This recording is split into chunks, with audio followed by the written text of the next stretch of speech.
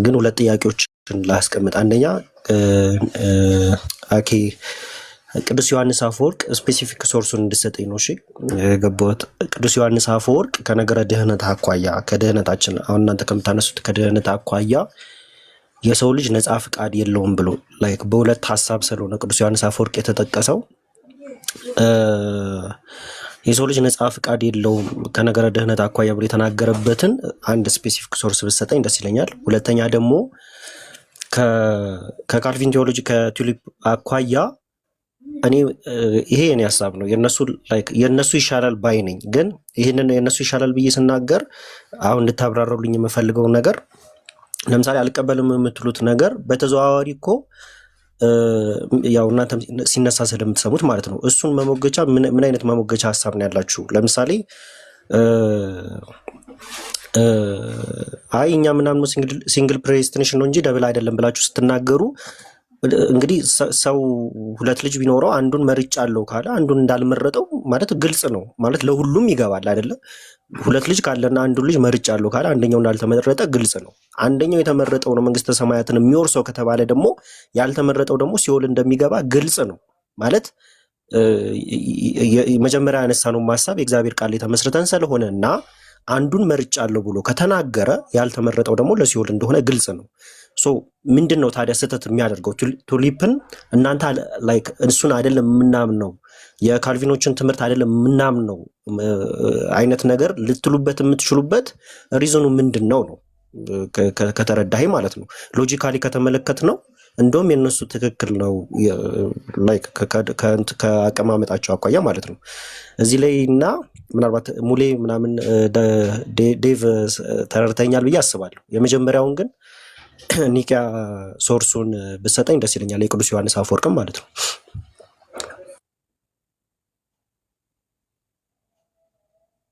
ኦኬ እኔ ስናገር ከሰማ ሌላ ጊዜ ላወጣልህ ይችላል። አሁን እሱን ስፔሲፊካሊ እሱን አወጣልህ ብያለሁ። ጀነራሊ ምንድነው ያልኩት? አባቶች በአጠቃላይ አንድ አይነት ሐሳብ የተናገሩት አስመስለን አንውሰድ። በአንድ ሐሳብ ላይ ሁለት ሶስት ነገር አንስተዋል። ለምሳሌ በኦሪጂናል ሲን ብዙ የተለያየ ሐሳቦች ነበሩ። በኦገስቲን ጊዜ ነው ኦሪጂናል ሲንን እንደ ዶክተሪን በነ ፔላጂያን እና በነ ሰሚ ፔላጂያን የተነሱት ለማለት ነው። በካውንስልም ቢሆን የኦሪየንታሉ ለሁለት ተከፍሎ አንዱ ተገሎ አንዱ ጥርሱ ወጥቶ ምናምን የተለያዩት አንድ አይነት ሐሳብ ስላላቸው አይደለም፣ የተለያየ ሐሳብ አላቸው። ልክ ሁሉም አባቶች አንድ ሐሳብ የያዙ አስመስሎ የሚነገር ነገር ትክክል አይደለም ለማለት ነው። ጠይቄያለሁ ግን እኔ የጠየኩን ጥያቄን ከገባ ሰሌሎቹ እኮ አይደለም ትክክል። እኔ እሱን ዶክተኛል የዮሐንስ አፈወርቅንም አሁን መፈለግ ያስፈልገኝ ይችላል እንጂ በሁለት ሐሳብ የተናገሩት እሺ ዴቭ ግን አግኝተኸኛል አይደለ? ከነገረ ድህነት ካነሳኸው አኳያ ቅዱስ ዮሐንስ አፈወርቅ ሁለት አይነት ሐሳብ አቅርቧል የሚል ላይክ ሶርሱ ነው። ላይክ ዴቭም ሉተራንም ዴቭም ካሉ አግኝቻለሁ፣ አወራሃለሁ። ሰማሁኝ እና አወጣዋለሁ በቻልኩት ሰዓት እስከምችል ድረስ የተለያየ ሐሳብ ሲናገር ኮንትራዲክት እንደነበረ ነው። እዚህ ጋር ልግባ። እኔም ለጥፌዋለሁ ዮሐንስ አፈወርቅ የተናገረውን ማለት ነው። ከውድቀት በኋላ ፍሪ ቾይዝ የለንም የሚለው ማለት ነው። የሆነ ከራሳችን ያወጣ ነው የተናገርነው ነገር አይደለም። ይሄንን ቤት ከፍታችሁ እነ የዋድ ዮሐንስ አፈወርቅ ትምህርትም አይደለም ጽሁፍም አይደለም ብለው እንትን ሲሉ ሰምቻለሁ። ግን ይሄንን ማስረጃ የላቲኑን በግሪኩ እንትን ያለውን በመጽሐፋቸው የጻፉት እነ ዮሐን ጌራርድ ናቸው። እነ ዮሐን ጌራርድ ይሄንን ማስረጃ ለጥፈውታል በመጽሐፋቸው ላይ ማለት ነው። እና በላቲንና በግሪክ አለ ያ ማስረጃ ማለት ነው። ስብከት ነው የሆነ ቦታ ላይ እንትን ያደረገው ነው። እንግዲህ ዮሐንስ አፈወርቅ በስብከት ነው የሚታወቀው። ሲሰብክ ያንን የተናገረውን ነገር ነው የላቲኑን በግሪኩ ያለውን በላቲኑ እንትን ያደረጉት ማለት ነው። እና ያንን እኔም ራሴ ፖስት አድርገዋለሁ የላቲኑን የጽሁፍ ማለት ነው ወደ በእንትኔ ላይ ማለት ነው። እና የሆነ ከራሳችን ፈጥረን የተናገርነው አይደለም። ስኮላር ነው የጠቀስነው። ዮሐን ጌራርድ ይህንን በመጽሐፉ አውጥቶታል። ዮሐን ጌራርድ ደግሞ በአባቶች ላይ ነው የሰራው። አባቶችን ነው እንዳለ ማስረጃ ስታዩ መጽሐፎቹን በሙሉ ከመጀመሪያው ጀምሮ በአባቶች ላይ ነው የሰራው። ያንን ማስረጃ ጠቅሶ ዮሐንስ አፈወርቅ አፍተር የሰው ልጅ ከወደቀ በኋላ ፍሪ ቾይዝ የለውም የሚለውን ነገር የጻፈው ዮሐን ጌራልድ ሲጠቅስ ያንን የግሪኩና የላቲኑን ኮት በማድረግ ነው እንትን ያለውና መጽሐፉ ፒዲኤፉም ስላለኝ የዮሐን ጌራልድ ያንን የላቲኑና የግሪኩን ፖስት አደርገዋለሁ ማለት ነው በዚህ ጉዳይ ላይ። ጆን ጌራልድ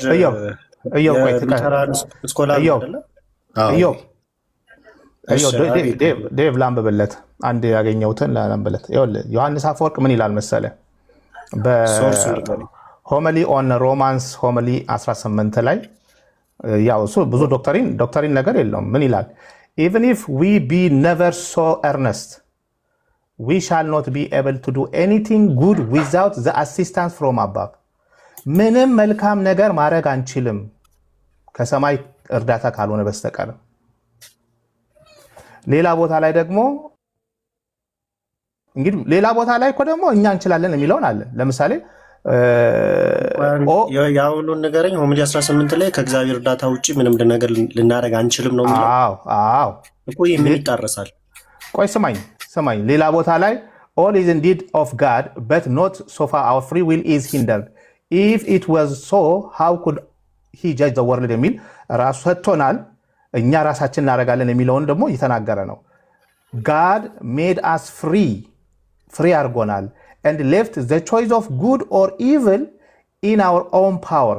መልካምና ደጉን መምረጥ በእኛ አድርጓል ብሎ ከዛ በኋላ ደግሞ but unless God help us our own labor is in vain. በራሱ የሚያደርገው ነገር የለም እያለ ነው ሆመሊው ኦን ጄኔሲስ ሆመሊ 12 ላይ። ስለዚህ እንደዚህ እንስማማለን። ቆዮ አትግባ። እኔ ለሌሎቻቸውም ሰው ሳይጨርስ የሚገባ ሰው በጣም ነው ሪቴት የሚያደርገኝ። አንተ ስትጨርስ ሰምቻለሁ።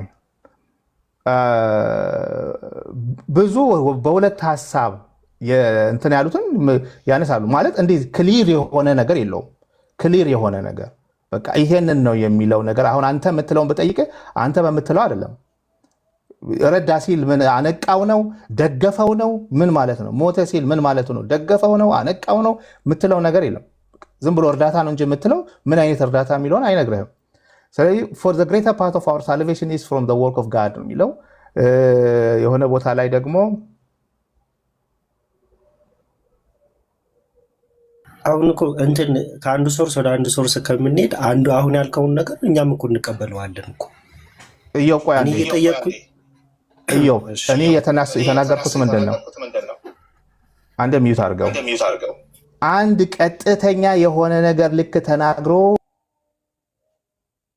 በቃ ይዘን የመጣን አታስመስሉ።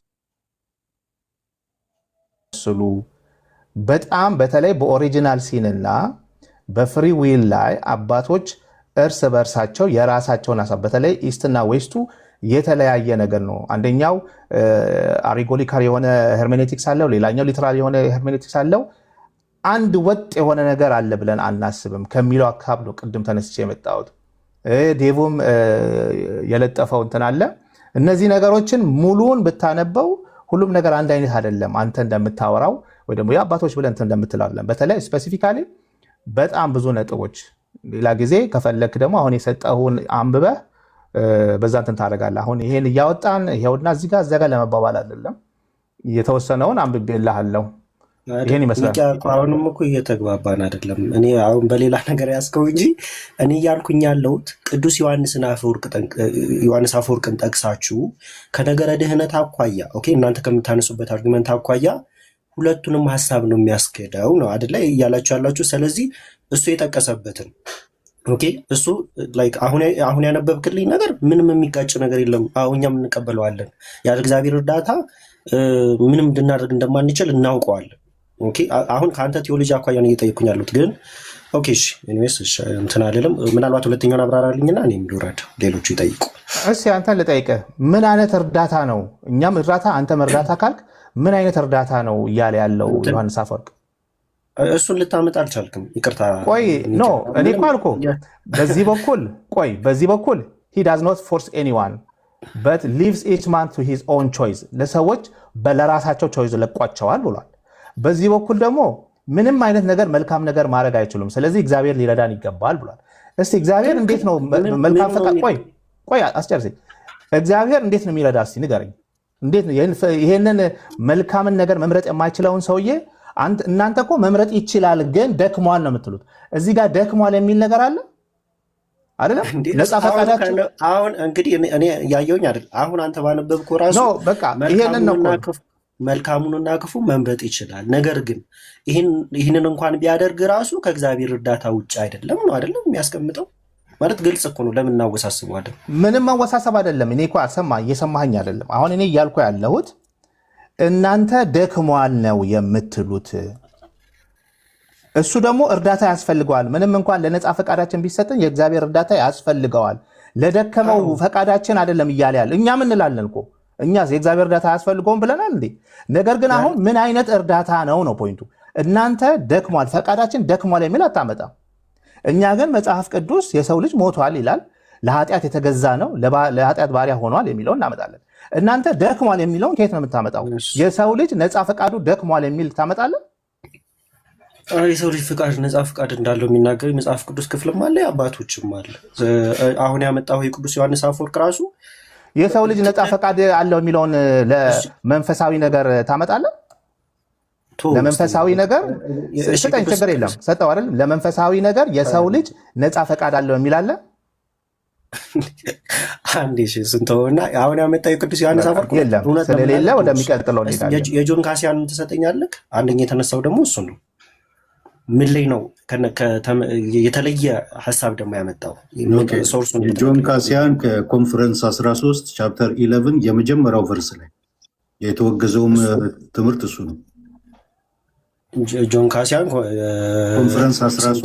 ኮንፈረንስ 13 ቻፕተር 11 የመጀመሪያዎቹ ቁጥሮች ላይ ማለት ነው። ምን የሚል እሱ ከእናንተ አስተምሮ ጋር ይስማማል?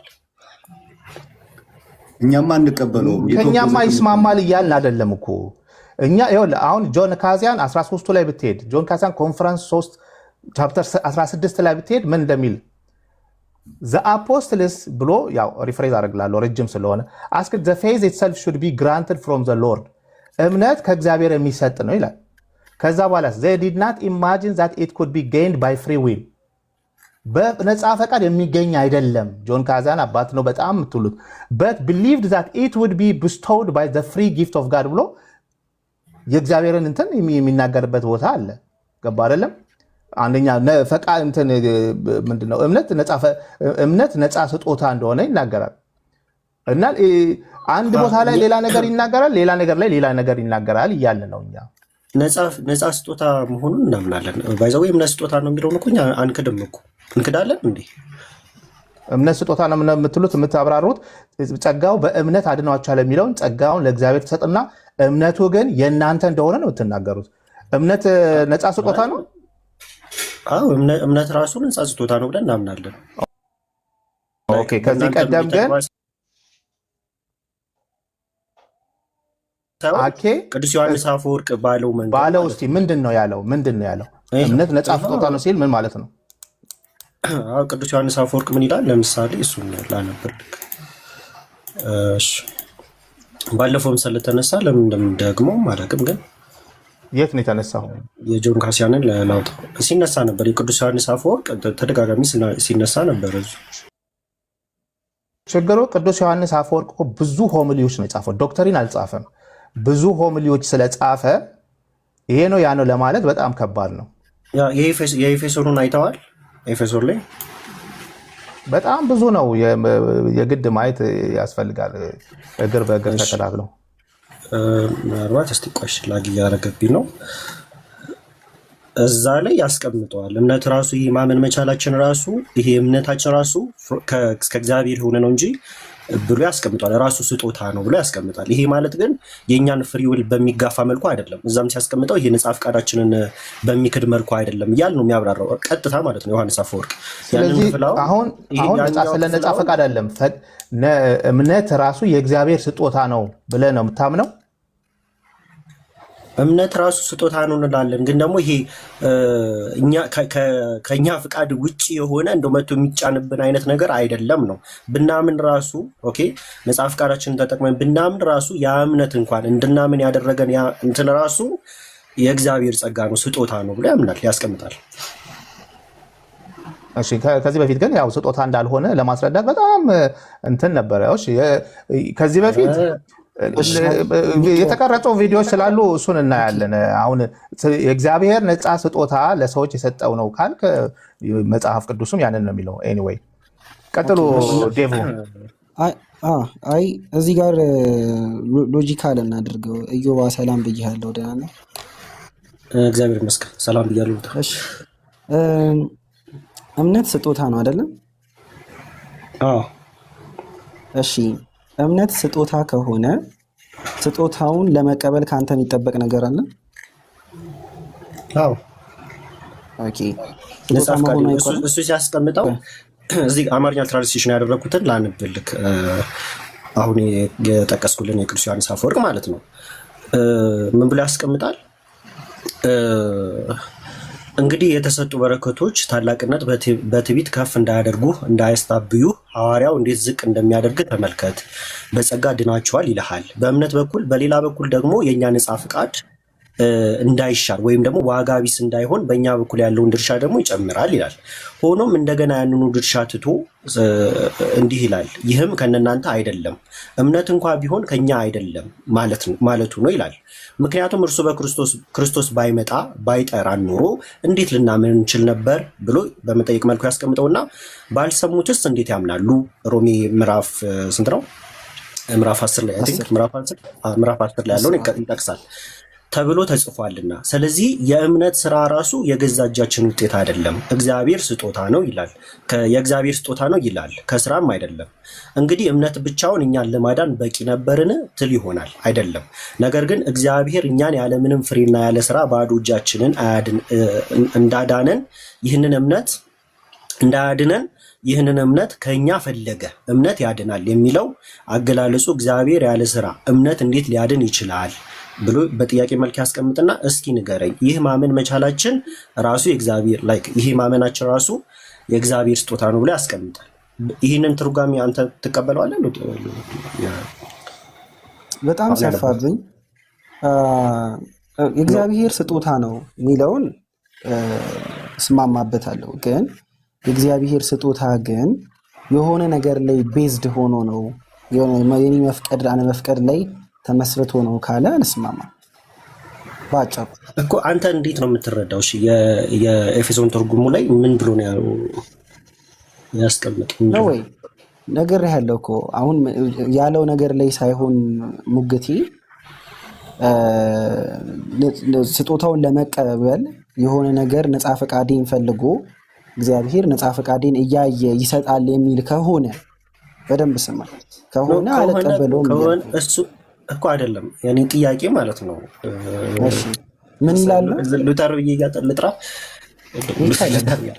እሺ ሉተር ያልከኝ እንትን የኔ ጥያቄ ምን መሰለክ፣ አሁን እኔ የማምነው እምነት አለ፣ አንተ የምታምነው እምነት አለ። አሁን እናንተ ግን እየተነጋገርን ያለ ነው ቅዱስ ዮሐንስ አፈወርቅ ምን ብለው ነው ያንን ክፍል የፈታው የሚለውን ነገር ቀጥታ እንውሰድና ከዛ የእሱን ሀሳብ እኔ እቀበለዋለሁ። ለምሳሌ አንተ እንዴት ትቀበለዋለህ ነው?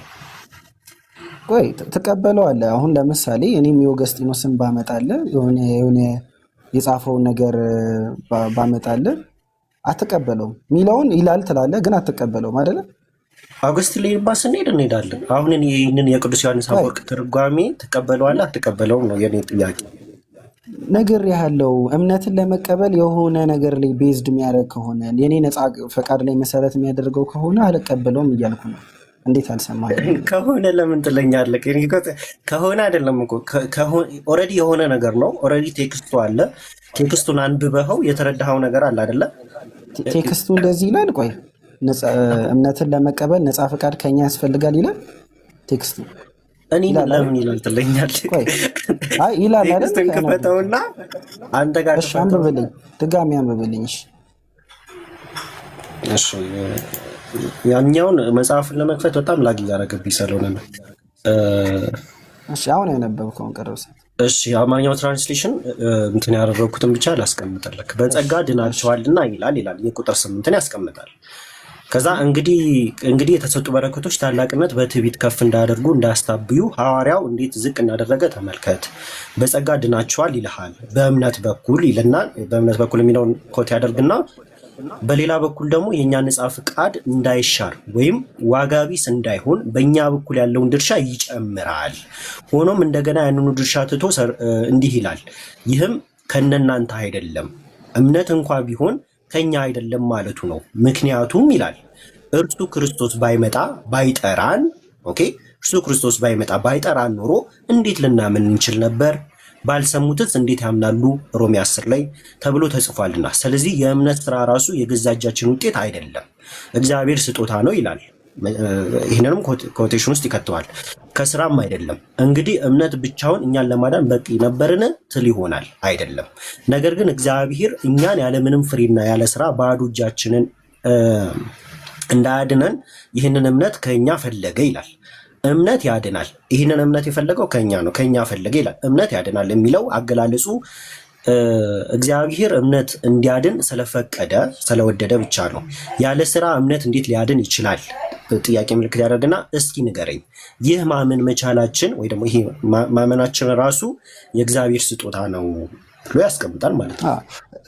እዚህ ቴክስት ላይ አንተ አሁን ሙሉ ካነበብክልኝ እንደ ችግር ማየው የእኛን ነፃ ፈቃድ ከኛ እንደሚጠበቅ እንደ ድርሻ ከኛ የሚጠበቅ የሆነ ነገር አድርጎ ፕሬዘንት ስለሚያደርገው አልቀበሉ። ምክንያቱም ለመዳናችን ከኛ የሚጠበቅ ነገር ምንም የለም። እስቲ ኢዮብ እንኳ አንዴ ኢዮብ ጆን ካሲያንን ትቀበለዋለህ? አባት ነው ብሎ በጣም እንደሚቀበሉ እሱን እናደርጋለን። የጆን አፈወርቅ እንትን ነው። ጆን ካሲያንን ትቀበለዋለህ? ቀበለዋል። ጆን ካሲያን አንተን ምንድነው ቻፕተር 15 ላይ የኮንፈረንስ 3 ላይ ማውጣት ትችላለህ? ላግ እያደረገብኝ ነው። ለዛ ነው አንተ ክፈትና መክፈት ከቻልክ እንደው ከፍተህ እያነበብከው እንትን ብንል ደስ ይላል። ትንሽ ከበከኝ ግን መክፈት እችላለሁ። ላምብበው በቃ በከትቻለሁ። ኮንፈረንስ 3 ላይ ቻፕተር 15 ላይ ተጻፈውን ምን ይላል? that the understanding by means of which we can recognize God's commands and the performance of goodwill የእግዚአብሔርን ትእዛዝና and the performance of goodwill መልካም ፈቃዳችን ማድረግ are both gifts from the Lord ይላል። ነፃ ፈቃድም ያንን የእግዚአብሔርን ትእዛዝ ማድረግም የእግዚአብሔር ነፃ ስጦታ ነው ብሎ ፋዘር the blessed David ስለ ዳዊት ንጹህ ልብን ፍጠርልኝ የሚለውን ካነበበ በኋላ ወደ ታች ስትወር እዛው ፓራግራፍ ላይ for it is God which works in you both to will and to do according to good will ምንድነው? እግዚአብሔር ነው መልካምን ፈቃድና for it is God which works in you በውስጣቸው የሚሰራው both to will ለመፍቀድና to do ለማድረግ መጽሐፍ ቅዱስ ላይ ያለውን የጠቀሰ according to good will ይልና what could well be clearer ምን ከዚህ የበለጠ ግልጽ መሆን ይቻላል than the assertion that both our good will የኛ ነፃ ፈቃድና and the completion to our work በነፃ ፈቃዳችን ተጠቅመን የምናደርገው ኮምፕሊት የምናደርገው are fully wrought in us by the Lord ነፃ ፈቃዳችን ቆየው። አይ ከነገረ ድህነት አኳያ ነው ያነሳ ያለው ወይስ ከምንድን ነው? ምንም በቃ አሁን እሱን ሄደት አነባለ። አሁን አንድ ያው ግልጽ ያለ ነገር ከነገረ ድህነት ሌላ ነው። እንደዛማ ከሆናችሁ ወደኛ ልትመጣ እኮ ነው። አሁን ጆን ካዚያን እያለ ያለው መልካም ፈቃዳችንም በዛ ፈቃድ ተነስተን የምንሰራው የእግዚአብሔር ስጦታ ነው። ፈቃዳችንም በፈቃዳችን የምንሰራው የመጽሐፍ ቅዱስን ጥቅስ ጠቅሶ እሱ ከዚህ የበለጠ ግልጽ የሆነ ነገር ከየት ይመጣል? for it is God which works ኢዮብ እየተግባባን እንሄዳ ኢዮብ ለአንበበና ልጨርስ። እሺ ቀጥልሽ። ሲጨርስ ትገባለህ። ነግሬያለሁ። ሲጨርስ አስገባሃለሁ። እዚህ ጋር ስሙን ጆን ካዚያን ቻፕተር 15 ላይ የሚያወራውን ነገር ነው። ገና ሲጀምር እንደውም ቻፕተር 15 the understanding by means of which we can recognize God's command የእግዚአብሔርን ትእዛዝ ራሱ አንደርስታንድ የምናደርገው and the performance of goodwill በመልካም ፈቃዳችን የምናደርጋቸው ነገሮች are both gifts from the Lord ነው ይላል።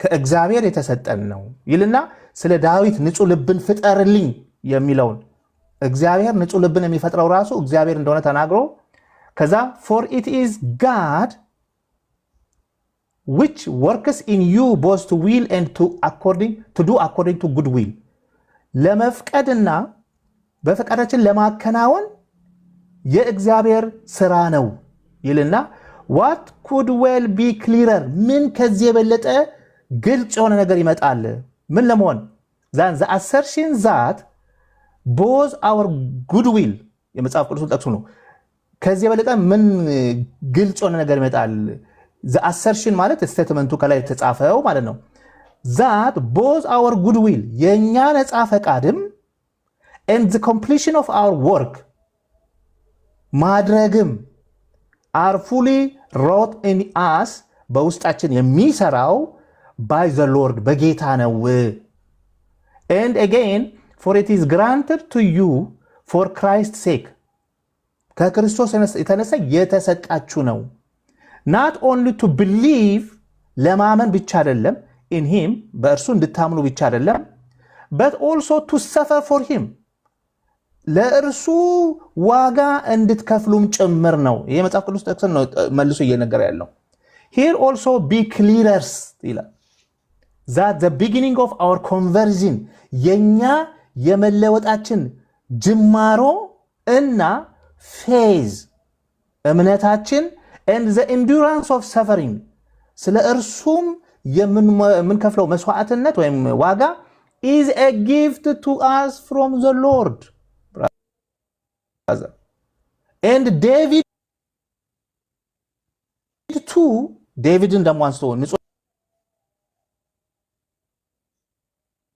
ልብን ፍጠር David too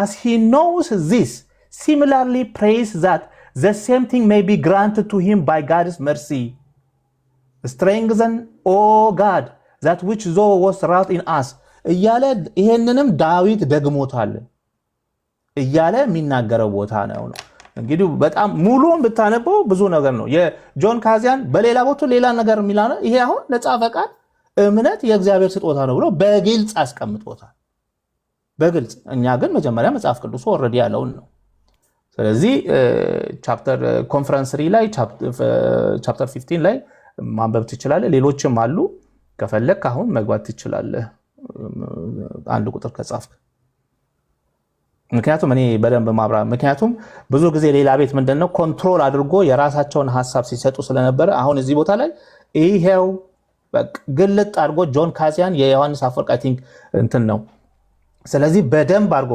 showing that it is not enough for the beginning for our salvation to be granted by gift of an እያለ በጣም እንደውም በጣም ነው የሚናገረው በጣም ነፃ ፈቃድና በዛ ነፃ ፈቃድ የምናደርገው even የምናደርገው the act of faith ራሱ የእግዚአብሔር ስጦታ ነው ብሎ ድብና አድርጎ ነው የሚናገረው ሌላ ቦታ ደግሞ እንደገና ሌላ ነገር ሲናገር ሰሚ ፐላጃን ተብሎ ደግሞ የተወገዘበት ቦታ አለ እንደ ሰሚ ፐላጃንስ አይነት ነገር ሆኖ ስለዚህ ይሄን ይመስላል ዴቭ ቀጥሉ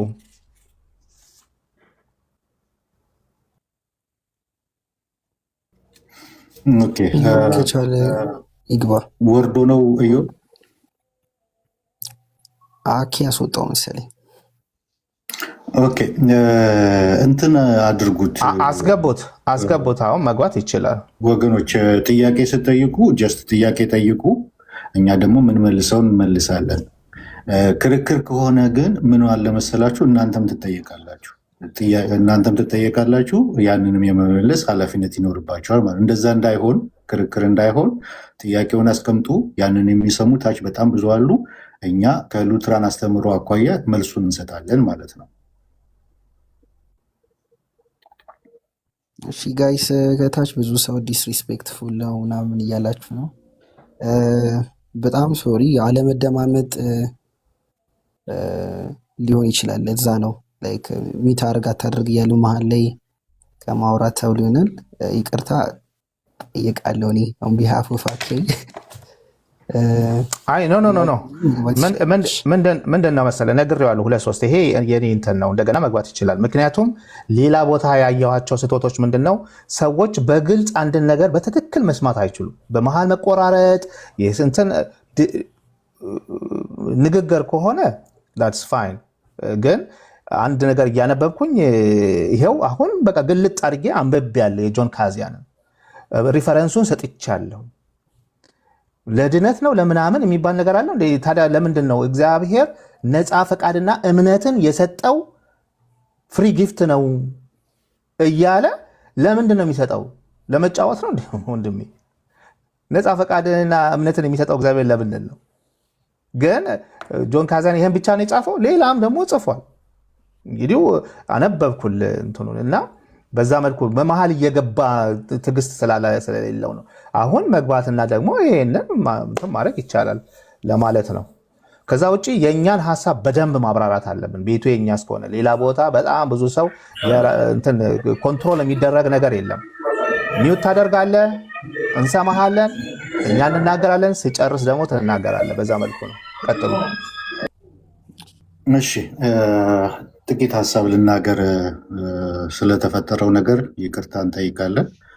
ክርክር ባይሆን ደስ ይለናል። ማለት ጥያቄ ጠይቃችሁ ከዛ በኋላ ሌሎቹም ብዙ የሚሰሙ ስላሉ የእኛን መልስ ብትሰሙ ደስ ይለናል እና እንደዛ ቢሆን ዲቤት ስላልሆነ አንዱም የሚጠይቅበት ሌላው የሚጠይቅበት እርስ በርስ የምንጠያየቅበት አይነት ስላልሆነ ጥያቄውን አቅርቡ፣ እኛ እንመልሳለን። ከሉትራን አስተምሮ አኳያ ማለት ነው። የሚሰሙም ታች ስላሉ እንደዛ ቢሆን መልካም ነው ብዬ እላለሁ። ሌላው ኢዮባ ቢገባ ደስ ይለኛል። ካልገባ ግን የጠየቀውን ጥያቄን መልስና ሌሎች ደግሞ ፕሮቴስታንቶችም ቢገቡ በዚህ ጉዳይ ላይ ግራ የተጋቡ ፕሮቴስታንቶች እነሱም ቢገቡ እነሱም ቢጠይቁ ደስ ይለናል በዚህ ጉዳይ ላይ ማለት ነው። ሌላው አንድ ኢዮብ ያነሳው ጥያቄ አለ። ምንድን ነው የሚል ቅድም መጀመሪያ ላይ ካነሳቸው ጥያቄዎች አንዱ ከካልቪን በምን ይለያል ነው መሰለኝ ያለው። አንዱ አምኖ አንዱ ሳያምን ሲቀር ይሄ ደብል ፕሬዲስቲኔሽን አይደለም ወይ የሚል አይነት ጥያቄ መሰለኝ። ትክክል ነኝ? ምልክት አሳየኝ። የካልቪን ይሻላል ነው ያለው። የካልቪን ምክንያቱም የሚጠፉትም ጽፌያለሁኝ። ምንድን ነው ያለው? እናንተ ሰዎች የተመረጡ ከሆነ የሚድኑት፣ በሌላ አነጋገር ደግሞ ያልዳኑት ሞቷል እያላችሁ አይደለም እንዴ? በምን ይለያል? እንደውም ይሄን አኬም ሲናገር ነበረ። እነሱ ሁለቱንም አስቀምጠዋል። ስለዚህ ሌሎቹ ደግሞ ያልተጠሩት ያው ለሞት ማለት አይደለም ወይ ብሎ የራሱን ሀሳብ አስቀምጧል። ይሄ ነው እንደ ደብል ፕሬዲስቲኔሽኑ ክሊር ነው። እንደውም የሪፎርመሮቹ የካልቪኖቹ አስቀምጧል። በዚህ ነው የእነሱም ቢሆን እነሱን ጠይቃላችሁ። ግን አሁን አንተ እንደምትለው አይደለም። ግን እኛ የራሳችንን ለምን ፕሬዲስቲኔሽን ምንድነው እንደማናደርግ ደብል ፕሬዲስቲኔሽን እንደማንቀበልና የተጠሩ ካሉ ያልተጠሩቱ ለሞት ሆነዋል ማለት አይደለም የሚል ነው ባጭሩ። ኦኬ ምንድን ነው የእኛ መልስ በዚህ ጉዳይ ላይ? ሲንግል ፕሪዲስቲኔሽን ነው የምናምነው። ሲንግል ፕሪዲስቲኔሽን መጽሐፍ ቅዱስም ላይ የተቀመጠ ነው። መጽሐፍ ቅዱስ ላይ የተቀመጠውን ዓለም ሳይፈጠር በፊቱ ቅዱሳን ያለነውን በፍቅር እንሆን ዘንድ በክርስቶስ መረጠን ይላል። ሮሜ ምዕራፍ 8 ላይ በምናይበት ሰዓት አስቀድሞ ያወቃቸው እነሱ ምን አደረጋቸው? ጠራቸው። የጠራቸውን ደግሞ አጸደቃቸው፣ ያጸደቃቸውን ደግሞ አከበራቸው ብሎ ኦርዶ ሳሉተስ ሲናገር እንመለከታለን። ኢየሱስ ክርስቶስም ደቀ መዛሙርቱን ሲነግራቸው እኔ መረጥኳችሁ እንጂ እናንተ አልመረጣችሁኝም ሲላቸው እናያለን። ምርጫው ከእግዚአብሔር እንደሆነ ዓለም ሳይፈጠር በፊት የእግዚአብሔር ሀሳብ እንደሆነ እናያለን መጽሐፍ ቅዱስ ላይ ማለት ነው። ያንን የጳውሎስን አስተምሮ ልንክደው አንችልም። የጳውሎስን ትምህርት ማለት ነው። እና ጳውሎስ እንደዛ አድርጎ ያስቀምጣል በትምህርቶቹ ማለት ነው። እና ሲንግል ፕሪዲስቲኔሽን የሚለውን ማለት ነው። ኦኬ አሁን የሚድኑትን እግዚአብሔር ይሄ በጣም ማወቅ ያለባችሁ የእግዚአብሔር ቅድመ እውቀት፣ ይሄ አስቀድሞ ማውቀት ፕሪኖሌጁ በጣም ቻሌንጅ የምትሆኑበት አንዱ ጥያቄ ሲነርጂዝም የምታምኑ ወገኖች የእግዚአብሔር በቅድመ እውቀቱ ሚስተር ኤ እንደሚቀበልና እንደሚያምን ያውቃል። ኢሙትብል ነው፣ ኢንፋለብል ነው የእግዚአብሔር ቅድመ እውቀት ራይት። አለበለዚያ ኢሙትብል ካልሆነና ኢንፋለብል ካልሆነ የእግዚአብሔር ቅድመ እውቀት አምላክ ሊባል አይችልም። በደንብ ስሙኝ እዚህ ጋር የእግዚአብሔር ቅድመ እውቀት ኢሙትብል ወይም ደግሞ ኢንፋለብል ካልሆነ አምላክ ሊባል አይችልም እግዚአብሔር። ስለዚህ የእግዚአብሔር ቅድመ እውቀት ኢሙትብል ነው፣ ኢንፋለብል ነው፣ የማይሳሳት ነው። ስለዚህ በማይሳሳተው ቅድመ እውቀቱ ሚስተር ኤ እንደሚያምን ያውቃል፣ ሚስተር ቢ ደግሞ እንደማያምን ያውቃል። ኦኬ አሁን እዚህ ጋር ቻሌንጅ የሚሆንባቸው ሲነርጂዝም የምታምኑ ሚስተር ቢ እግዚአብሔር በቅድመ እውቀቱ እንደማያምን አውቆ የወንጌል ጥሪ ለሚስተር ቢ ሲመጣለት ሚስተር ቢ ያንን ኢንፋለብል የሆነውን የእግዚአብሔርን ቅድመ እውቀት በፍሪ ዊሉ ሪቨርስ ማድረግ ይችላል ወይ ነው። በደንብ ስሙኝ። ያ በፍሪ ዊሉ ተጠቅሞ ሚስተር ቢ የእግዚአብሔርን ቅድመ እውቀት ያ ኢንፋለብል የሆነውን ቅድመ እውቀት በፍሪ ዊሉ ተጠቅሞ ሪቨርስ ማድረግ ይችላል ወይ? አዎ ከተባለ የእግዚአብሔርን አምላክነት ጥያቄ ውስጥ እንመከቱት። ለምን? ኢንፋለብል ነው። ቅድመ እውቀቱ ኢንፋለብል ነው። ኦግስቲን የሚያስቀምጠው እንደዛ ነው። ኢንፋለብል ነው፣ ኢሙትብል ነው፣ የማይሳሳት ነው፣ አምላክ ነው። ስለዚህ በቅድመ እውቀቱ ሚስተር ቢ እግዚአብሔር እንደማያምን ያውቃል። ሚስተር ቢ ጋር የወንጌል ጥሪ ሲመጣ ሚስተር ቢ በፍሪ ዊሉ ተጠቅሞ ያንን የእግዚአብሔር ቅድመ እውቀት ኢንፋለብል የሆነውን ቅድመ እውቀት ሪቨርስ ማድረግ ይችላል ወይ? በጣም ከባድ ቻሌንጅ የሆነ ጥያቄ ነው ለእናንተ የሚቀርበው። ሲነርጂዝም ለምታምኑ በፍሪ ቾይዙ መወሰን ይችላል ብላችሁ ለምታምኑ በቅድመ እውቀት እንዳለው ታውቃላችሁ። እግዚአብሔር በቅድመ እውቀቱ ሁሉን እንደሚያውቅ ይታወቃል። ያ ቅድመ እውቀቱ ደግሞ ኢንፋለብል ነው። ስለዚህ ኢንፋለብል የሆነው ቅድመ እውቀት ሚስተር ቢ ጋር መጥቶ ሚስተር ቢ በፍሪ ቾይዙ ተጠቅሞ በፍሪ ዊሉ ተጠቅሞ ያንን ቅድመ እውቀት ሪቨርስ ማድረግ ይችላል ወይ? አይችልም ከተባለ ይሄ ነው ማለት ነው። ምን ማለት? ፕሪዲስቲኔሽን የሚባለው ማለት ነው። እግዚአብሔር የቅድመ እውቀቱ ኢንፋለብል ነው፣ ኢሙትብል ነው ማለት ይሄ ማለት ነው። ለእናንተ ሲነርጂዝም ለምታምኑ የሚቀርበው ቻሌንጅ የሆነ ጥያቄ አንዱ ጥያቄ ማለት ነው። ሌላው ሲንግል ፕሪዲስቲኔሽን ነው እኛ የምናምነው፣ ደብል ፕሪዲስቲኔሽን አናምንም ብለን ስንል ኦኬ ሚስተር ኤ ለሚስተር ቢም እኩል ነው የወደቁት። አንደኛው የባሰ ውድቀት፣ አንደኛው አነስተኛ ውድቀት አይደለም፣ እኩል ውድቀት ገጥሟቸዋል። የወንጌሉ ጥሪ ለሁለቱም ቀርቦላቸዋል። ሚስተር ኤ አምኖ ሚስተር ቢ ለምንድን ነው ያላመነው? ሚስተር ኤ አምኖ ሚስተር ቢ ለምንድን ነው ያላመነው? እኩል የወንጌል ጥሪ ቀርቦላቸው እኩል ወድቀው ለምንድን ነው ሚስተር ቢ ያላመነው ሚስተር ኤ ሲያምን ለሚለው አሁን እዚህ ጋር የእኛ መልስ ምንድን ነው? ልክ ቅድም ያልኳችሁ የጉባኤው የአርለስ ጉባኤ ካውንስል ኦፍ አርለስ ያጸደቀው አንዱ ምንድን ነው ሰው አሁን እምቢ የሚሉት ይሄ በራሳቸው ይሄ ነፃ ፍቃድ ሪጀክት ስለሚያደርጉት ነው። እኛም የምናስቀምጠው ያን ነው። ይሄ ነፃ ፍቃዱ ለኃጢአት ያለው አርነት እምቢ የሚለው ኦፖዝ የሚያደርገው በዛ ፍቃዱ ኦፖዝ ስላደረገ ነው። የእግዚአብሔር እንትን አይደለም፣ የእግዚአብሔር ተጠያቂነት አይደለም። እግዚአብሔር ለሲኦል ስለወሰነ ወይም ለገሃነመ እሳት አስቀድሞ ስለወሰነ ነው የሚለውን አናስቀምጥም።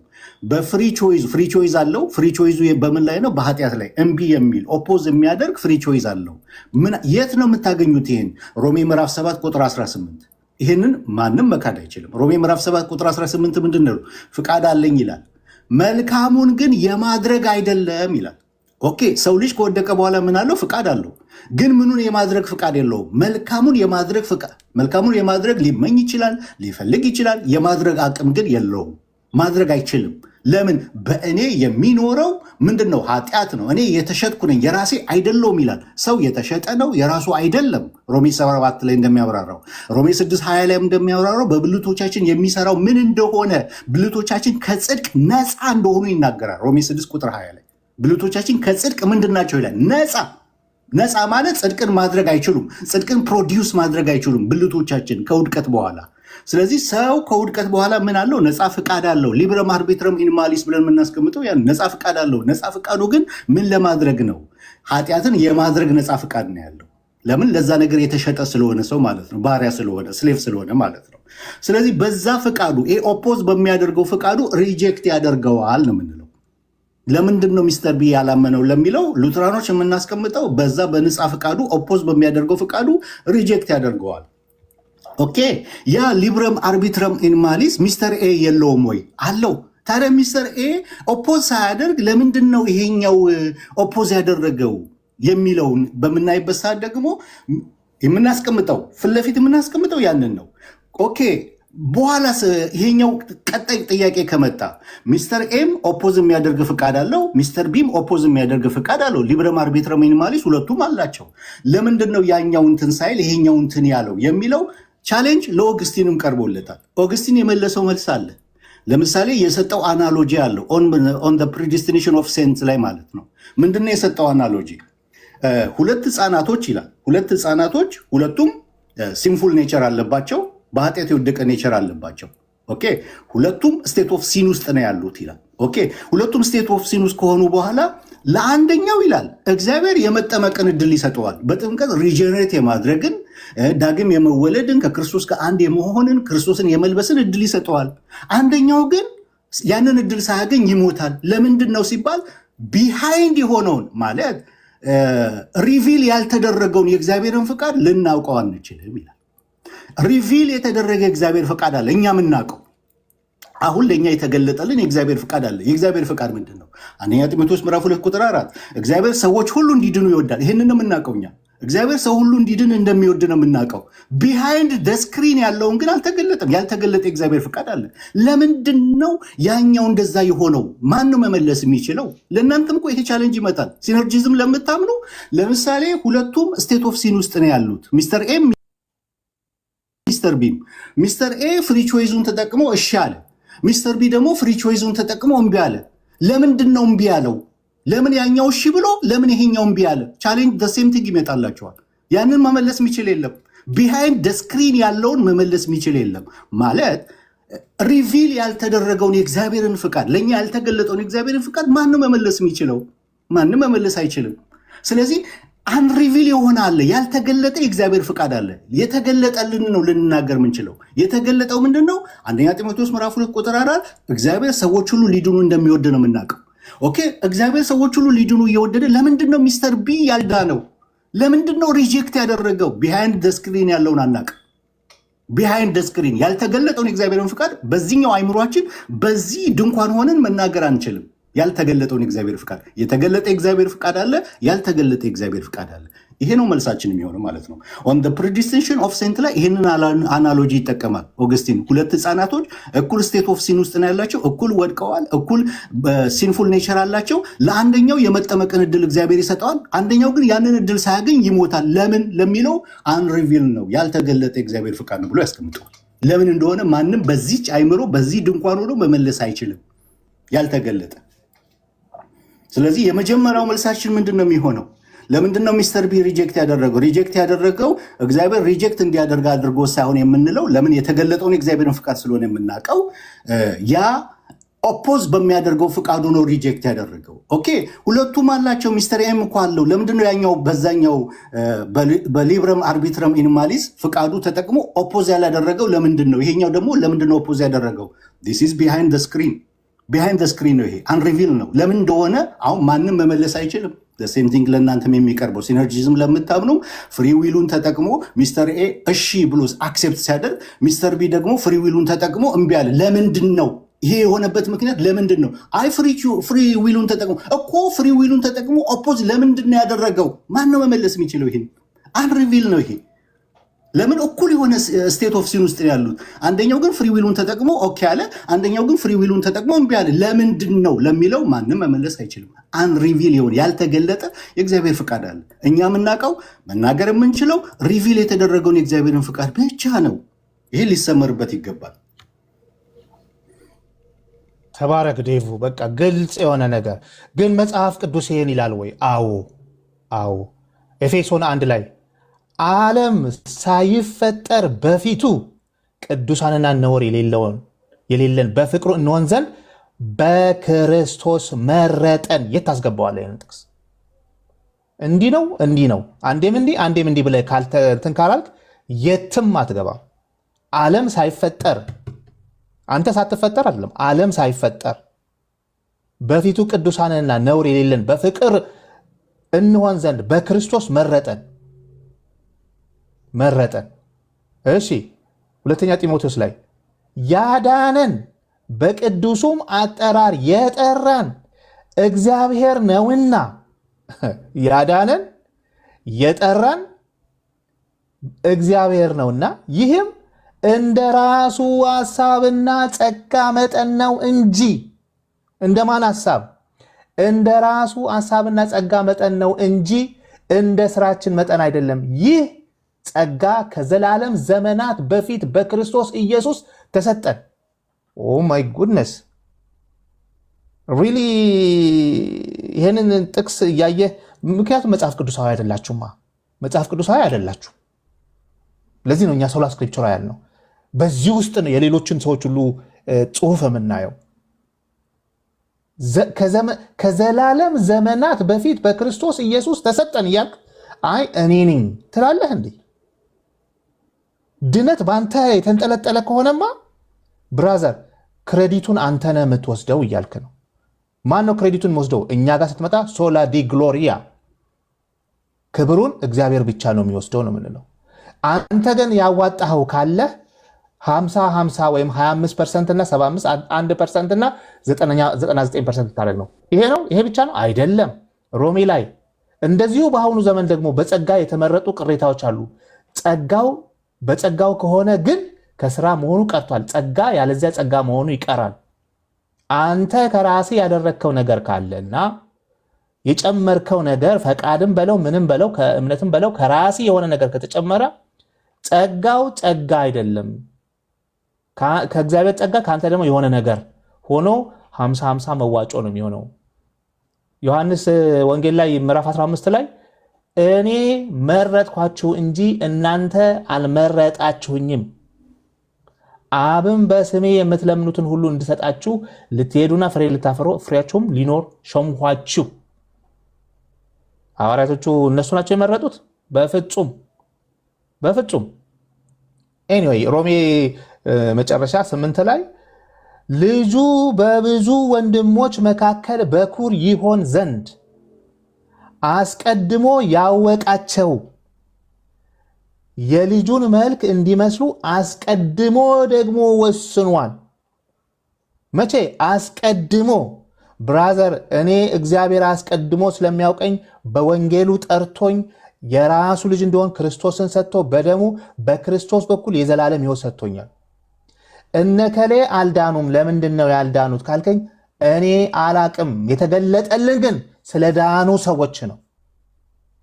መጽሐፍ ሰዎች ወደ ድነት እንዴት እንደመጡና እንዴት ሊመጡ እንደሚችሉ ተናግሯል። ያልዳኑ ሰዎች ባለማመናቸው ጠንቅ እንደሆነ ይናገራል። ከዛ ባለፈ ግን ለምን ለነርሱ እንደዚህ አልሆነም? ለምን እኛ እናውቅም። የተጻፈውን የተገለጠውን እናወራለን። ስቲክ ቱ ዛት።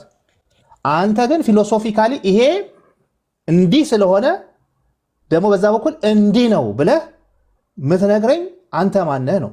ዊ ዶንት ኖ። እግዚአብሔር በስተጀርባ እኛ በማናውቀው መልኩ ምን እንደሆነ አናቅም። ይሄ ማቴማቲክስ አይደለም። እግዚአብሔር አስቀድሞ ሰዎችን በቀደመው ዕውቀቱ ጠርቷል። በቀደመው ዕውቀቱ ስላየ በወንጌሉ አማካኝነት ጠርቷል። የጠራቸውን እነርሱን አጽድቋል። ያጸደቃቸውን እነርሱን የጠራቸውን እነርሱን የመረጣቸውን እነርሱን የመረጣቸውን የጠራቸውን መረጣቸው፣ የመረጣቸውን አጸደቃቸው፣ ያጸደቃቸውን ደግሞ ለዘላለም ሕይወት አድርጓል። ይሄንን ነው የምናውቀው። ካልኩሌሽን እሺ፣ ይሄ እንደዚህ ከሆነ ማለትም እንደዚህ ነው። ያው የእግዚአብሔርን ስራ እንዴት ነው እንደዛ እንደ ሰው አስተሳሰብ የምትቀይረው? ኢስናት ፊሎሶፊ ባይዘወይ የሉትራን እምነት በተቻለ መጠን ምንም አይነት ፊሎሶፊካል ነገር እንዳይገባበት ነው። መጽሐፍ ቅዱስ ነው ግልጽ የሆነው የመጽሐፍ ቅዱስ አስተሳሰብ የማያወላግድ። ከዛ ደግሞ አባቶች በዛ ነገር ላይ ያብራሩት ከመጽሐፍ ቅዱስ ወጥቶ አይደለም። መጽሐፍ ቅዱስን እንዴት እንዳብራሩት ሀፈፍ አድርገን እንቀበላለን። ፒሪድ። ይሄን ይመስላል። ቀጥሉ።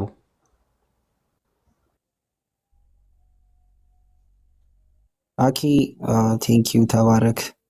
አይ ቲንክ ብዙ ተነግሯል ስለ እግዚአብሔር ጸጋ።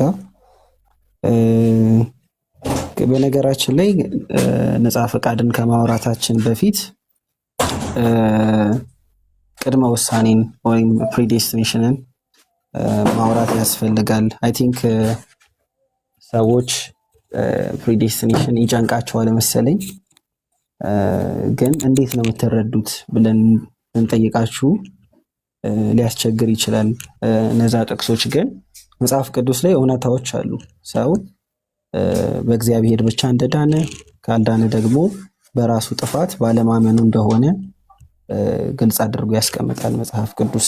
እና ደግሞ እግዚአብሔርም ደግሞ የተወሰኑ ሰዎችን ብቻ የማዳን ፍላጎት ሳይሆን ሁሉም እንዲድኑ እግዚአብሔር እንደሚፈልግም ይናገራል።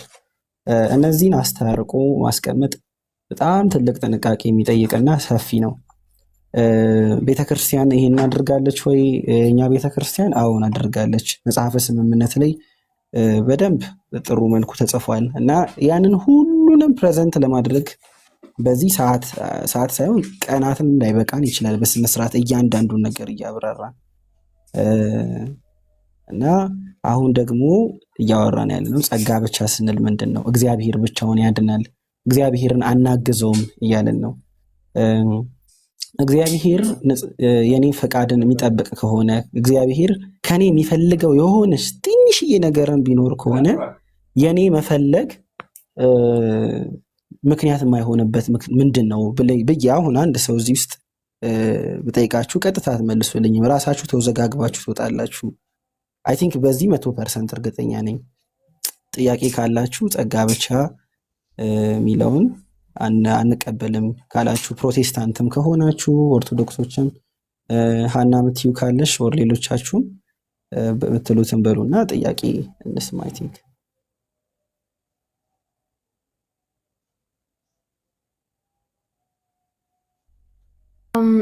እኔ የምለው ምንድን ነው ሉትራኖች ተደበቁ የሉም ጠፉ ምናምን ይላሉ። ቤት ሲከፈት የሉም። ምን እንደሚሆን እኔ አይገባኝም። ቤት ተከፍቶ ጥያቄ ነውና ጠይቁ ሲባል የሉም። ከዛ ቤት ይከፍቱና የታሉ ሉትራኖች? ተደበቁ፣ ፈሩ። ኤኒዌይስ ለማንኛውም ጥያቄ ካለባችሁ በዚህ ርዕስ ላይ በተለይ በጸጋ ብቻ ወይም በፍሪ ዊል ላይ ጥያቄ ያለባችሁ አንድ ቁጥር ጻፉ፣ እናስገባለን። ካልሆነ ግን ቤት ከፍታችሁ እንዲህ ነው ማለት ቀጥሉ፣ ማስቆም አንችልም። ግን አይ ቲንክ እንደዛ ይሻላል። መጥፎ ንግግርን አስወግደን ያው በፍቅር እግዚአብሔር ቃል ምን ይላል የሚለውን በነገራችን ላይ እንደ ባይብል ስተዲ ሴሽን ተጠቀሙት። ይሄንን የሆነ ያልገባችሁን የመጽሐፍ ቅዱስ ክፍል እንዴት እንረዳው፣ ሌሎች እንዴት ይረዱታል የሚለውን ፐርስፔክቲቭ ለማየት ነው። ከታች ብዙ ጥያቄ ያላችሁ ሰዎች ያላችሁ ፕሪዴስቲኔሽንን ካምንን ክርስቶስ ለሁሉም አልሞተም የሚለውን ኢንዳይሬክትሊ እየተቀበለን አይደለምን እያላችሁ የምትጠይቁ ሰዎች አንድ ቁጥር ጻፉና ውስጥ ገብታችሁ መጠየቅ ትችላላችሁ። ማኪ አንድ ቁጥር ጽፋለች እና ማኪ እንትን ማለት ትችላለች። ኦኬ ዴቭ ጻፊ ብሎኝ ነው ጻፍኩት። ተስተካክሎልሻል አይደለ ማኪ? ተስተካክሏል። ኦኬ ፕሮቴስታንቶችን ብትገቡ ደስ ይለናል። ሄሉ ካለሽ ብትገቢ ደስ ይለናል። ፍሪ ውመን ቅድም ሳቀርበው ነበረ። ካውንስል ኦፍ አርለስ በቄስ ሉሲደስ ላይ አስተምሮ ላይ ያወገዛቸውን ትምህርቶች ቅድም ሳቀርብ ነበረ። አንደኛው ደብል ፕሪዲስቲኔሽንን አውግዟል። ይሄ በኦሬንጁን ጉባኤ ተወግዟል። ሊሚትድ አቶንመንትን፣ ኢሬዚስቲብል ግሬስን የመሳሰሉትን አውግዟል። ይሄ ካውንስል ኦፍ አርለስ የተባለው ጉባኤ በ475 ዓመተ ምህረት የተካሄደው ማለት ነው። የሉሲደስን አስተምሮ አውግዟል እዛ ቦታ ላይ ማለት ነው።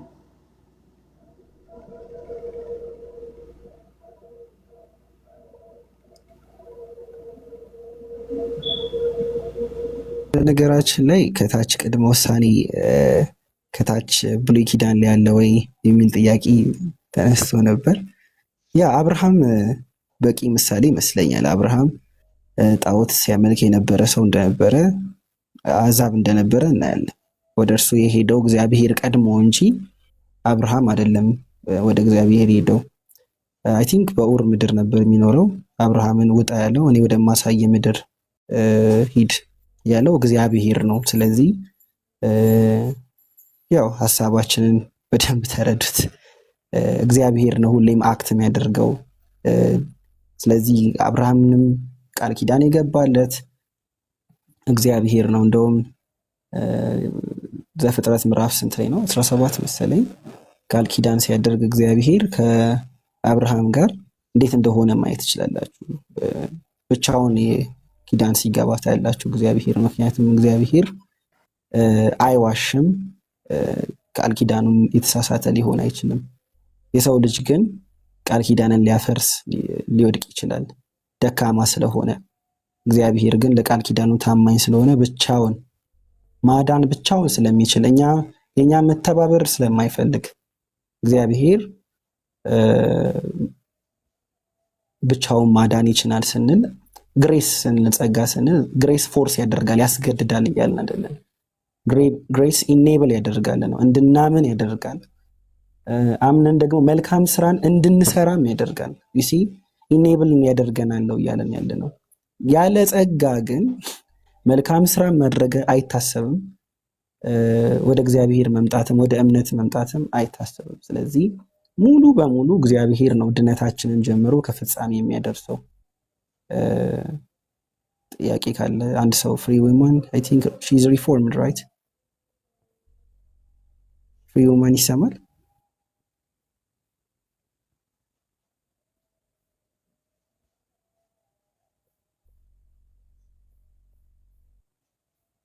እሺ ጥያቄ ያላችሁ ሰዎች ቶሎ ቶሎ ገቡ፣ አታስጠብቁን። ከታች የምትጽፉ ሰዎች ዴቮ ይሰማል? ይሰማል ፍሬው። እሺ ኔትወርክሽ ነው አይሰማም? ኦኬ አሁን አለ ስትሰማኝ እኔ ይሰማኛል የምታወራው። እሺ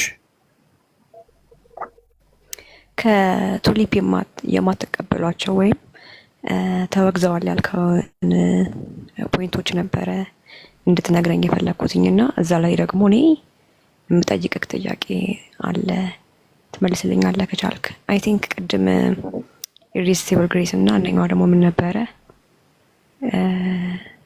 ሊሚትድ አቶንመንት ላይ መሰለኝ። አይ ቲንክ ሊሚትድ አቶንመንት ያ ሶ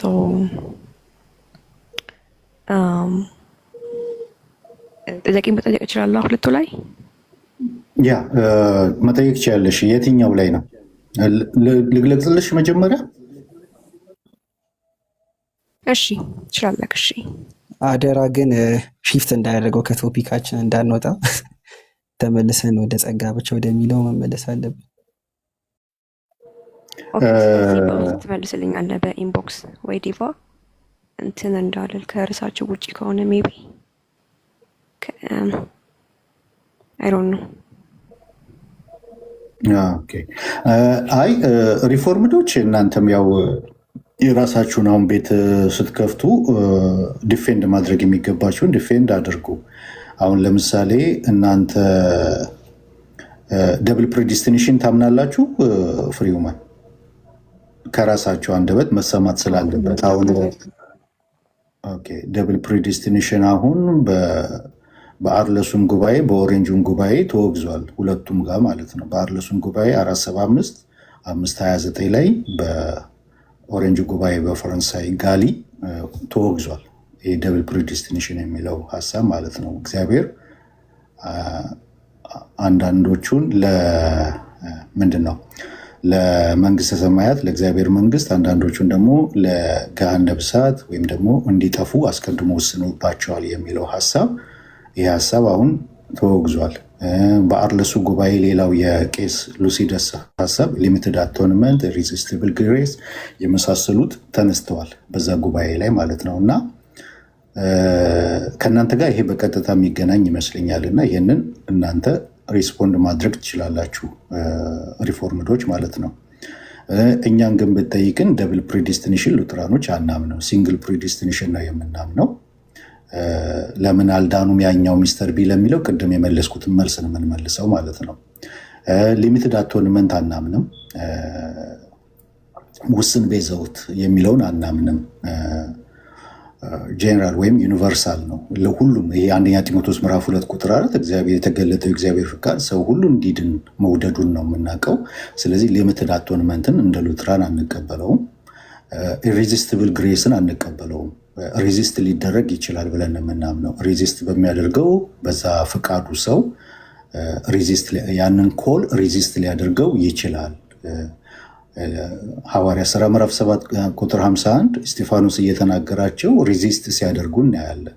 ስለዚህ ያ ኮሊንግ በወንጌል የመጣውን የእግዚአብሔርን ጥሪ ያ ሬዚስት በሚያደርገው ፍቃዱ ሰው ሬዚስት ሊያደርገው ይችላል ብለን እናምናለን።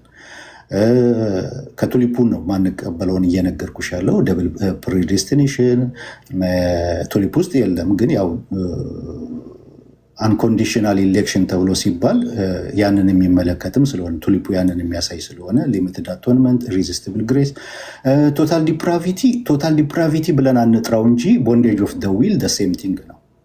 ኦክስፐርድ ኮንፌሽን አርቲክል 2 ላይ የተጠቀሰው የኛ ቶታል ዲፕራቪቲ ብለን አንጥራው እንጂ ቦንዴጅ ኦፍ ደ ዊል ፍቃዱ ሞራል ለሆነ ዊል እስራት ውስጥ ነው ያለው። የግዴታ ከእስራቱ መፈታት አለበት የሚለውን እናምናለን። ስለዚህ እዛ ጋር የሚያመሳስለን አንድ የሚያደርገን ነገር አለ ቶታል ዲፕራቪቲ ላይ ማለት ነው። ሌላው ፐርሲቨራንስ ኦፍ ሴንት የሚለውን እናምናለን። ስናምን ግን እናንተ ፐርሲቨራንስ ኦፍ ሴንት ስታምኑ የተጠሩ ወይ በጎቹ በፍጹም ሊጠፉ አይችሉም። ምንድነው ሊወጡ አይችሉም። ከቶኑ ከእጁ ሊያወጣቸው የሚችል የለም። ስለዚህ እነዚህ በጎቹ ሊጠፉ አይችሉም የሚለውን ነገር ነው የምታምኑት፣ በፍጹም የሚለውን ማለት ነው። እኛ ደግሞ ፐርሲቨራንስ ኦፍ ዘ ሴንት ስንል ከአዳኙ አንጻር ነው የምንናገረው። ከአዳኙ አንጻር ከእጄ ከቶ የሚያወጣቸው የለም ሲባል ውጫዊ ፎርስ ኤክስተርናል ፎርስ ከሱ እጅ ሊያወጣን አይችልም። ሴጣን ቢሆን ምን ቢሆን ማንኛውም ነገር ከሱ እጅ ሊያወጣን አይችልም። ስለዚህ ድነታችን አስተማማኝ ነው የሚለውን እናምናለን። ዋስትና አለው፣ አስተማማኝ ነው የሚለውን እናምናለን። ከቶኑ ከእጄ የሚያወጣቸው የለም ብሎ ሲናገር ኢየሱስ ክርስቶስ ከአባቴም እጅ የሚያወጣቸው የለም ብሎ ሲናገር በፍቃዳቸው ወይም ሰው የራሱ ምክንያቱም ነፃ ከወጣ በኋላ ፍቃዱ ሶሊድ ዲክላሬሽን አርቲክል 2 ላይ የኛ ሲናገር ፓሲቭ የሚሆነው የሰው ፍቃድ ነፃ እስከሚወጣበት ጊዜ ድረስ ብቻ ነው። ነገር ግን ነፃ ከወጣ በኋላ ኖ ሞር ፓሲቭ አክቲቭ ነው የሚሆነው። ነፃ ፍቃድ አለው፣ ኦፕሬት ማድረግ ይችላል፣ መተባበር ይችላል ከዛ በኋላ ብለን የምናምነው። ኦኬ ከዛ በኋላ በዛ በነፃ በወጣው ፍቃዱ ሰው አፖስታሲ ሊፈጽም ይችላል ብለን እናምናለን። አፖስታሲ ሊክድ ይችላል። ዕብራውያን ምዕራፍ 6 ይጠቀሳል። እንደገና ደግሞ እንዲሁም ጢሞቴዎስ ላይ መሰለኝ ብንጸና ከእርሱ ጋር ደግሞ እንነግሳለን፣ ብንክደው እርሱ ግን የታመነ ነው፣ እሱ ራሱ ሊክድ አይችልም ብሎ ይናገራል። ስለዚህ የመካድ ሰው በራሱ በክደት በአፖስታሲ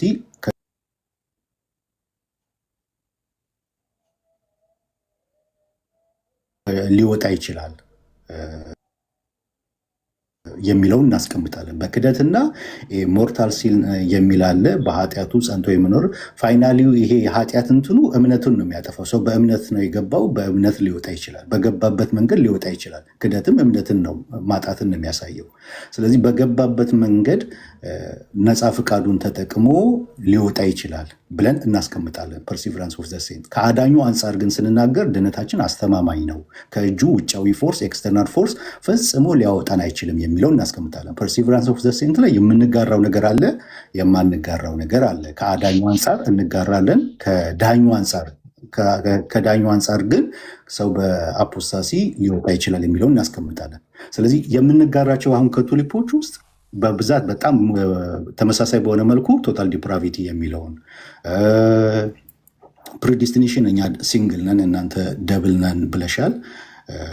ካልቪን የሚያስቀምጠው በጽሁፉ እንደዛ ነው። ሬዚስቲብል ግሬስ አንቀበለውም፣ ሬዚስት ሊደረግ ይችላል ብለን እንላለን። ሊሚትድ አቶንመንት ሊሚትድ አይደለም ብለን እናምናለን። የተገለጠው እግዚአብሔር ፍቃድ ሰው ሁሉ እንዲድን ነው የሚለውን እንላለን። ግን ሰው ሁሉ እንዲድን ነው የሚለው ማለት ሁሉም ይድናል ማለት ደግሞ አይደለም የሚለውን እናስቀምጣለን። ከዚህ አኳያ ነው የምንቀበለው የማንቀበለው ብለን የምንለየው ማለት ነው።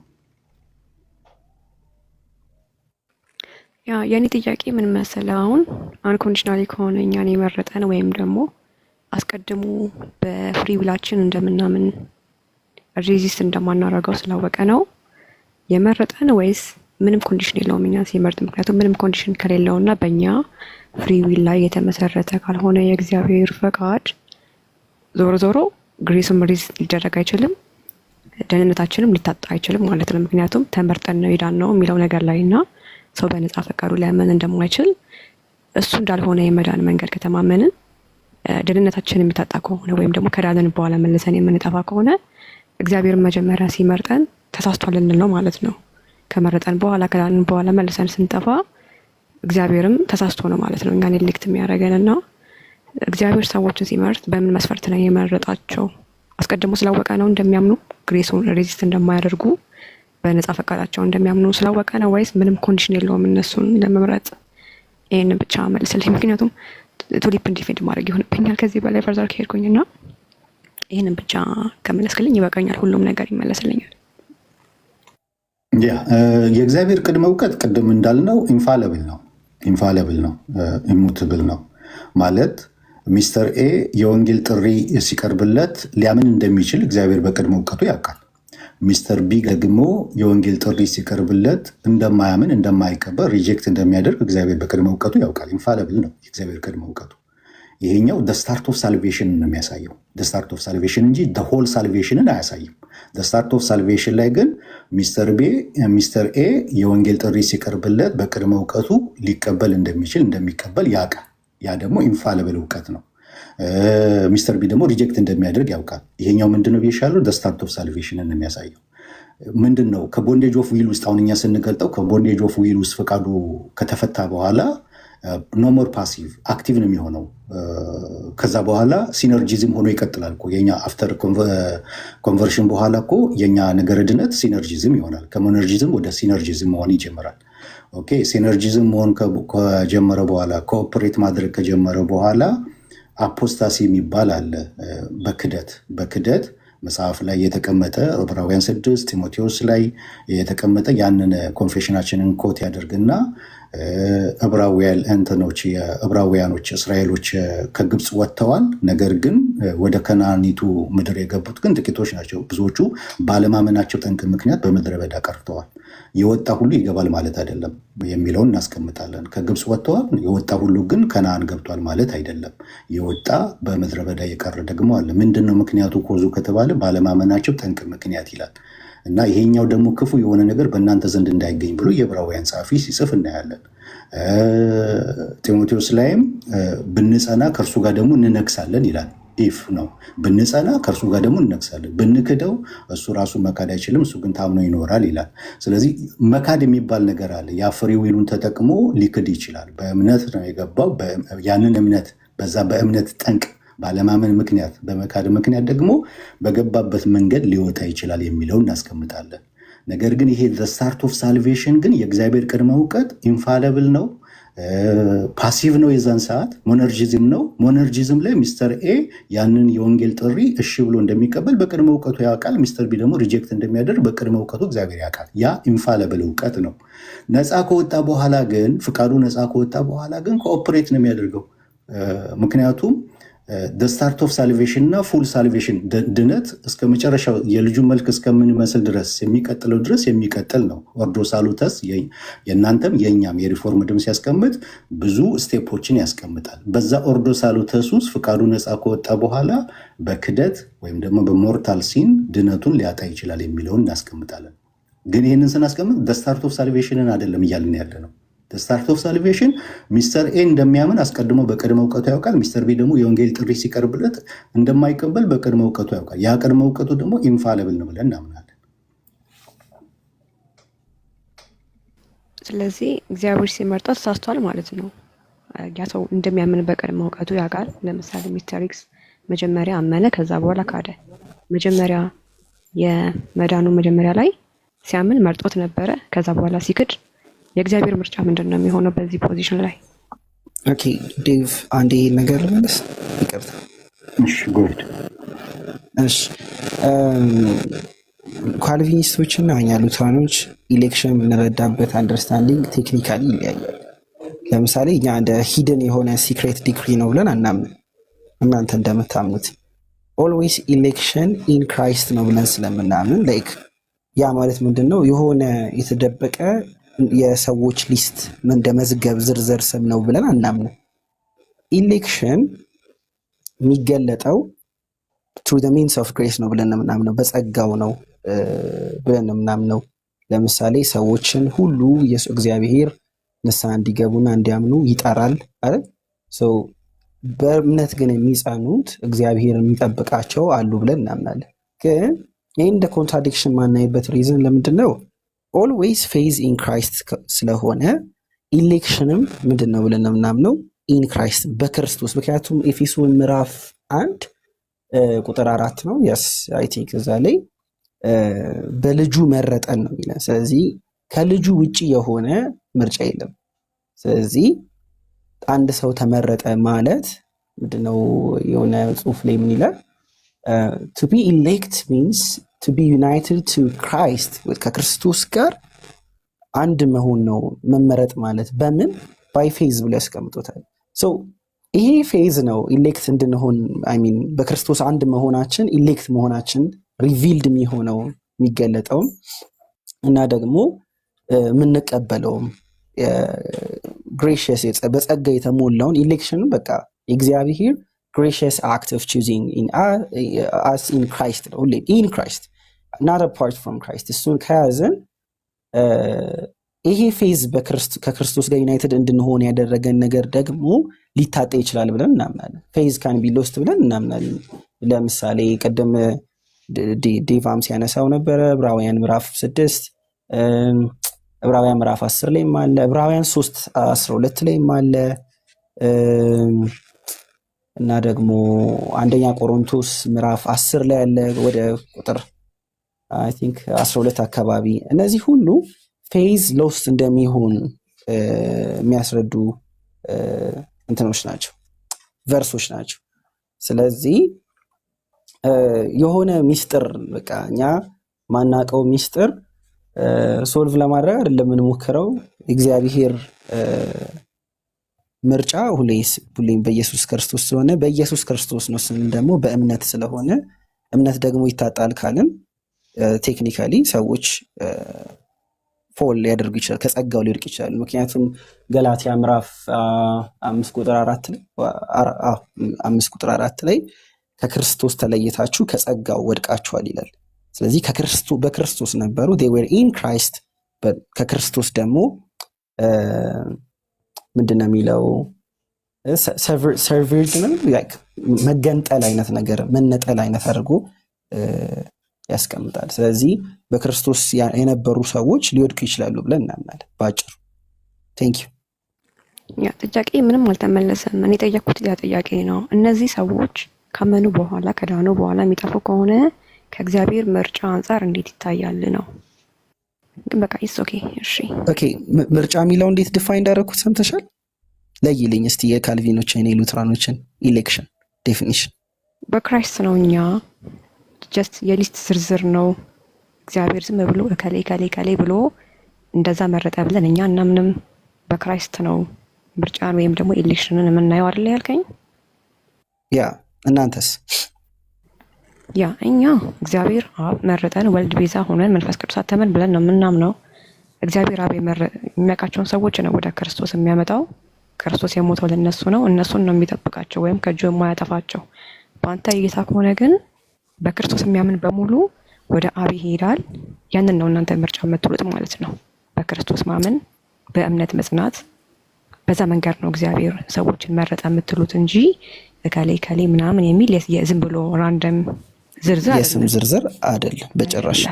በክርስቶስ ምክንያቱም ተመረጡ የሚባሉት በእሱ ሲያምኑና ሲጻኑም ጭምር አለበት ወይስ መጀመሪያም ሲያምኑም ደህንነት ይታጣል ስላልከኝ መጀመሪያ ኢኒሻል ሳልቬሽን ላይም ድነዋል እነዛ ሰዎች ተመርጠዋል ማለት ነው አይደለ? ወይስ ገና ሲጻኑ መጨረሻ ላይ ነው መመረጣቸው የሚታወቀው?